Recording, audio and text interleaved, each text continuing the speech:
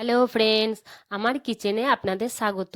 আজকে আমি এই ভিডিওটাতে বাড়িতে কিভাবে বাঁধাকপির মুচমুচে পকোড়া বানাবেন সেই রেসিপি আপনাদের সাথে শেয়ার করব।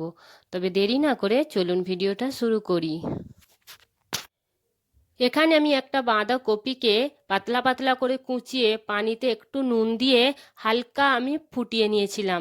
বেশি সেদ্ধ হয়নি, হাফ সেদ্ধ হয়েছে সেরকম তুলে নিয়েছি। আর এগুলোকে পানি থেকে ভালোভাবে নিচড়ে আমি এটা একটা পাত্রে তুলে রেখে দিয়েছি।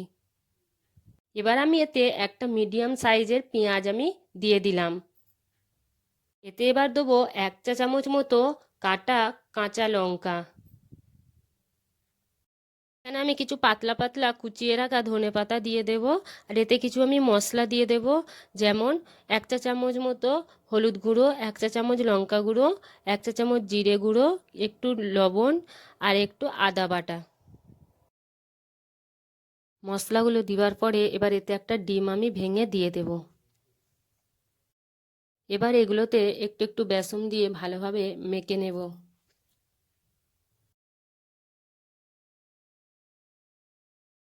আমি এখানে সব কিছু ভালোভাবে মেখে নিয়েছি। এবার এগুলোকে আমি তেলে ভেজে নেব। তেল গরম হয়ে গেছে, এবার এই তেলে আমি পকোড়াগুলো দিয়ে দেব, দিয়ে ভালোভাবে লাল লাল করে ভেজে নেব।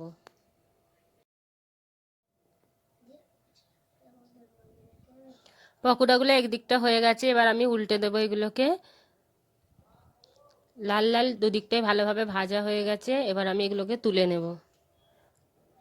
আমি পাত্রে একটা তুলে নিয়েছি পকোড়াগুলোকে। যদি বন্ধুরা ভিডিওটা আপনাদের ভালো লেগে থাকে তাহলে লাইক, কমেন্ট, শেয়ার আর সাবস্ক্রাইব করতে মোটেও ভুলবেন না। ভিডিওটা দেখার জন্য অনেক অনেক ধন্যবাদ।